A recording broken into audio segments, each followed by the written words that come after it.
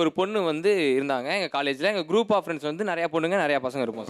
இப்போ கேண்டீன் போகிறோம், நான் இங்கே உட்காந்துருப்பேன், அவங்க அங்கே உட்காந்துருப்பாங்க. அவங்களே வந்து ஊட்டி விடுவாங்க. இந்த நீ சாப்பிட்டு நான் சொன்னேன் நான் சாப்பிட்டேன்னா இல்லை நீ சாப்பிட்ருக்கே மாட்டேன் இந்த ஊட்டுன்னு ஊட்டி விடுவாங்க.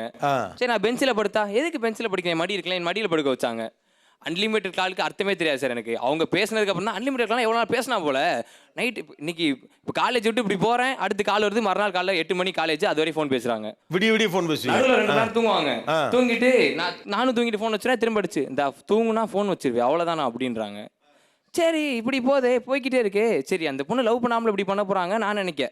இப்போதான் ஒரு ட்விஸ்ட்டு. இப்போ நான் குரூப் ஆஃப் ஃப்ரெண்ட்ஸ் சொன்னேன்ல, அவனும் அதில் குரூப்பில் ஒன்று. அந்த குரூப்பில் டூப்னு ஒருத்தவங்க சொன்னல, அது மாதிரி தான் இருந்துகிட்டு இருந்தா ரொம்ப நாளா. சரி நம்ம பையன் தான் ஒன்றும் இல்லை போல அப்படின்னு நான் நினச்சிக்கிட்டு இருந்தேன். நான் அந்த பொண்ணை லவ் பண்ணது அந்த பொண்ணுக்கு தெரியாது, அந்த பொண்ணு அவனை லவ் பண்ணது எனக்கு தெரியாது, அந்த பையனுக்கு நான் லவ் பண்ணது அவனுக்கு தெரியாது. என்னடா குரூப் இது? டேய் எனக்கு ஒண்ணுமே புரியலடா அது.